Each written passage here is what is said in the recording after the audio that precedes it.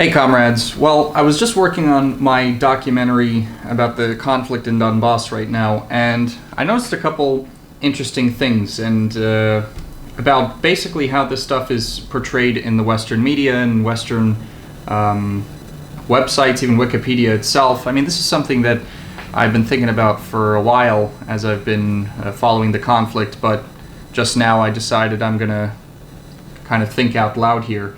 The fact that the Western narrative about why the Russian military backed away from Kiev, this is something interesting that I've been hearing about, because obviously people who've been following the war know that there's been a Russian offensive from the east, and at the beginning there was a Russian offensive from the north towards Kiev as well. This is kind of framed in the Western media, the reason why the Russians withdrew from this area. It's kind of framed as just Russia had to retreat because it wasn't militarily capable of taking the capital. This is how it's kind of framed in the Western media, and I have to say, this is complete nonsense, and I'll tell you why. Because I was actually at the third or fourth round of peace negotiations between Russia and Ukraine.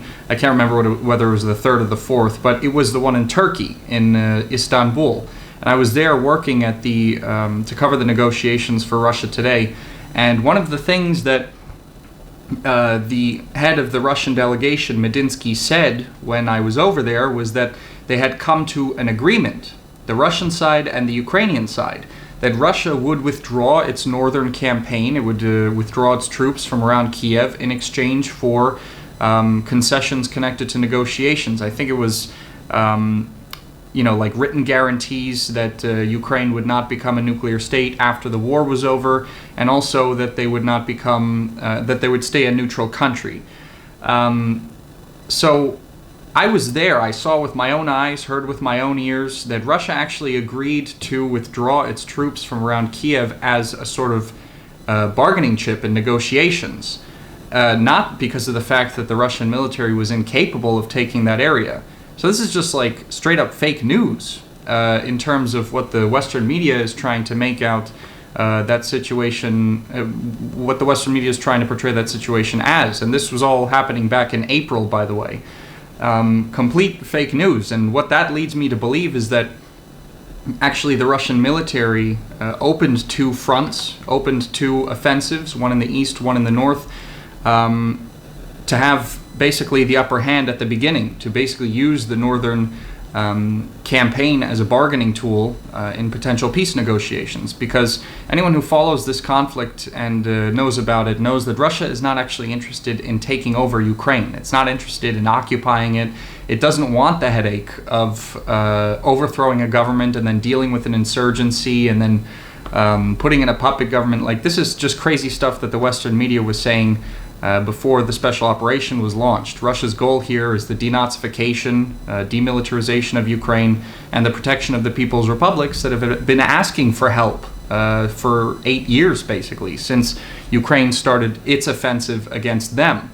And when you read about this in supposedly like free and neutral media, I mean like Wikipedia, right? This is what I just go to get like, an overview information, maybe a date I forgot. I go to Wikipedia pages for that. And it's like incredibly biased when Wikipedia says that they're free, they're a form of free media, form of unbiased media, that they just collect facts. This is like the biggest, this is just such a load of nonsense. And it's one of the biggest lies that liberals try to put forth, that if they don't accept money from the state, then they're somehow a free form of media. But that's complete nonsense. They either have corporate patrons or they get donations from organizations which they're still, which they're still responsible, or what's the word? I forgot. Well, they're still accountable to. They're accountable to the people that give them money, and it doesn't matter who it is. If they stop doing what these people who give them money want, they're just going to stop giving them money. And so this form of accountability through funding and consequently bias is inevitable for any organization, and Wikipedia is no exception to that. So I was just looking at this, it says, well, first of all, it's titled "The 2022 Russian Invasion of Ukraine." I mean, you would think that the Ukrainian secret police wrote this. Really, I'll just read a little bit for you so you can understand. On February 24th, 2022, Russia invaded Ukraine in a major escalation of the Russo-Ukrainian war that began in 2014. The invasion caused Europe's largest refugee crisis since World War II, with more than 7.7 million Ukrainians fleeing the country and a third of the population displaced. Okay, it's true, there's a huge refugee crisis because of that. The invasion also caused global food shortages. That's not true. And also the refugee crisis can't be solely attributed to Russia's military operation. It talks about the fact that in a televised address shortly before the invasion, Russian President Vladimir Putin espoused irredentist views, which irredentist is a term for like basically a synonym for the idea of Russian imperialism. Challenged Ukraine's right to statehood, which is not true, and falsely claimed that Ukraine was governed by neo-Nazis who persecuted the ethnic Russian minority. So, as you can see, this has a serious ideological bias, and that stuff about the northern offensive against Kiev is just fake news. So, there you go.